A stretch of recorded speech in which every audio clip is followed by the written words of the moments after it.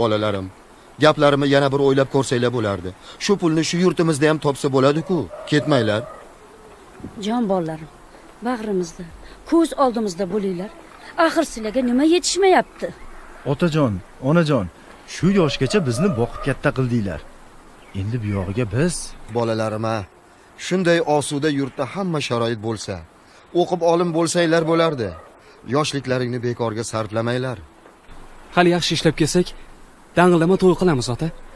Hammasi yaxshi bo'ladi. Duo qiling. Amin. Oy borib omon kelinglar. Amin. 52 bolang yondi daf'atan. Evoh, kulga qanday o'raysan kafan. Ona bo'l, boshingga oq ro'moling yop. Ota bo'l, belingni bog'la jon vatan. Biri o'g'lonmidi kuyov bo'lmagan, biri yigitmidi farzand ko'rmagan. Endi yetim qolgan go'daklaringni otasi bo'l, qalqoni bo'l, jon vatan.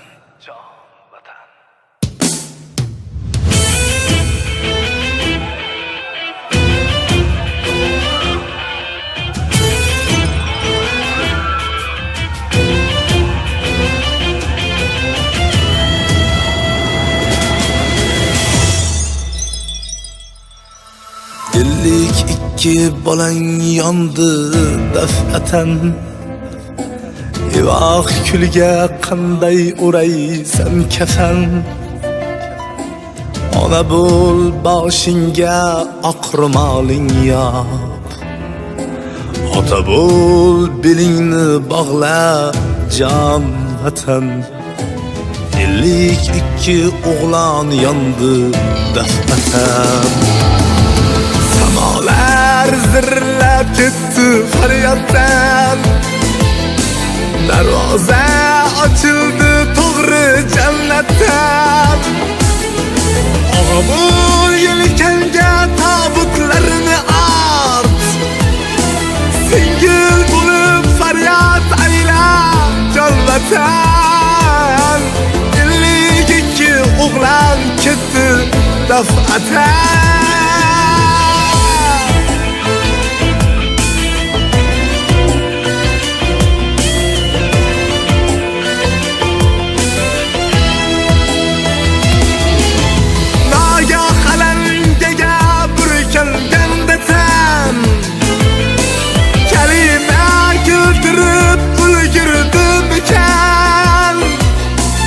O'zbekman deganning jon yuragidan. 52 qabr kavlab jon vatan. O'g'lonlaring ko'kka ketdi daf'atan.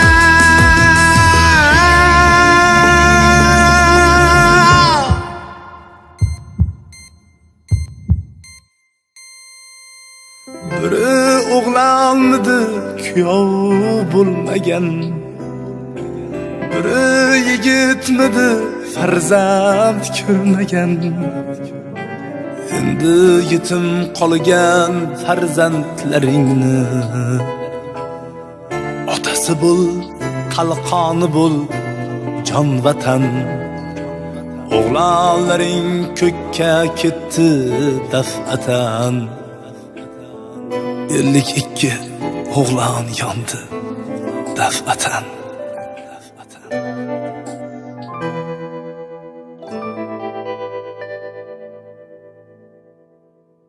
O'zbekiston Respublikasi Prezidenti Shavkat Mirziyoyevning topshirig'iga ko'ra, Qozog'iston Respublikasining Aktubinsk viloyati Irgiz tumanida Samara-Chimkent avtomobil yo'lida avtobus yonishi oqibatida halok bo'lgan 52 nafar O'zbekiston Respublikasi fuqarosi oilalarining barchasiga nafaqa ajratildi. Mahalliy ijro hokimiyati organlari, Sog'liqni saqlash vazirligi vakillari hamda mahalla faollari tomonidan halok bo'lganlarning oilalariga ma'naviy va moddiy yordam ko'rsatish bo'yicha zarur choralar ko'rilmoqda.